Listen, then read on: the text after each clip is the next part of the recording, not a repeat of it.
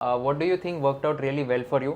आपकी टीचिंग की स्टाइल हो गया, आप कैसे सिंप्लीफाई करते हो स्टूडेंट्स के लिए, क्या एग्जाम्पल्स यूज़ करते हो? तो क्या आपको क्या लगता है कि आपकी जो टीचिंग की सक्सेस जर्नी रही है, what really worked well for you? Examples के साथ अगर बताओगे तो बहुत सही होगा। देखिए, टीचिंग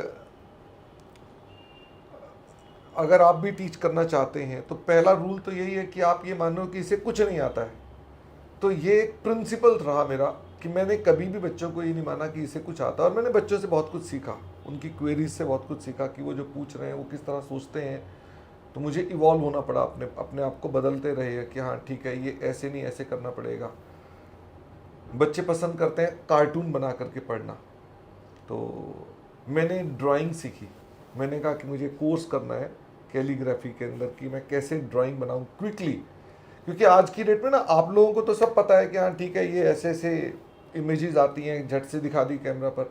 अब मैं तो पुराने टाइम का पढ़ा रहा हूँ, तो मुझे तो बोर्ड है, तो इंडिया का नक्शा बनाना है तो कैसे बनाना है। तो मैं ये कह सकता हूँ कुशल इंडिया का नक्शा शायद ना बना पाए, वो देख के पहचान लेगा इंडिया, बट नक्शा ना बना पाए। करेक्ट। तो मुझे पता है इसकी कमर कहाँ से टेढ़ी करनी है और कहाँ सीधी करनी है। तो आई लर्न दैट आर्ट, क्योंकि स्टूडेंट उससे कनेक्ट होता है। और मैं उनके साथ प्रयास करता हूँ कि कम से कम गुस्सा हूँ, रिस्पेक्टफुली बात करूँ, और 10 में से 5-6 बार तो वो भी ठीक होते हैं। ऐसा नहीं है कि वो हमेशा ही गलत होते हैं, वो भी ठीक होते हैं। अगर वो कोई बात कह रहे हैं तो मेरे बताने में कहीं चूक रही होगी कि वो एक अलग दिशा में क्यों सोच रहे हैं। तो somehow this happened like this कि मैं अपने आप को लगातार बदलता रहा, और चेंज करते करते करते ही मैंने ये सब काम किया उसके अंदर।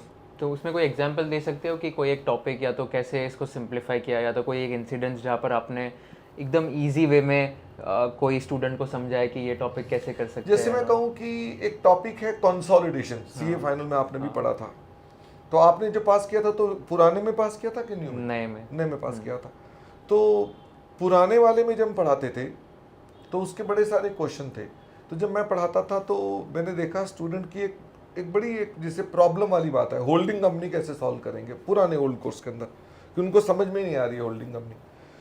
तो फिर मैंने उसके लिए बड़ी मेहनत करके रिसर्च करके उसका एक परफॉर्मा बनाने का प्रयास किया कि हाँ अगर एक स्टूडेंट नहीं ही कर पाता, क्योंकि हर एक को आप कॉन्सेप्चुअली बता रहे हैं बट वो कॉन्सेप्चुअली नहीं समझ पा रहा है, तो मुझे बच्चे को पास कराना है, मैं उसे यही खाली नहीं कह सकता कॉन्सेप्चुअली। तो मैंने एक परफॉर्मा तैयार किया जिस परफॉर्मा के अंदर कोई भी सवाल डालेंगे तो सवाल हो जाएगा।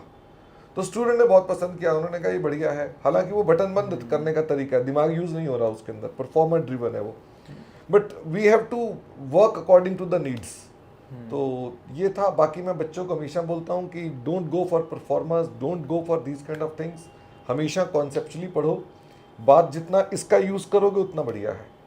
अगर आप माइंड से क्वेश्चन पूछेंगे तो मैं अभी भी माइंड के हिसाब से बच्चों को बोलता हूँ, तो परफॉर्मर ड्रिवन में अब नहीं मानता अच्छी चीज़ है। जी। If you learned something new from this video, do share it with your friends and subscribe to this channel so that we can bring you the best content possible. Also, if you want to watch this entire episode, click on the link in the description box and you can go to Kushal Lodha YouTube channel and watch the entire podcast episode. Thank you so much for watching this and have an amazing day.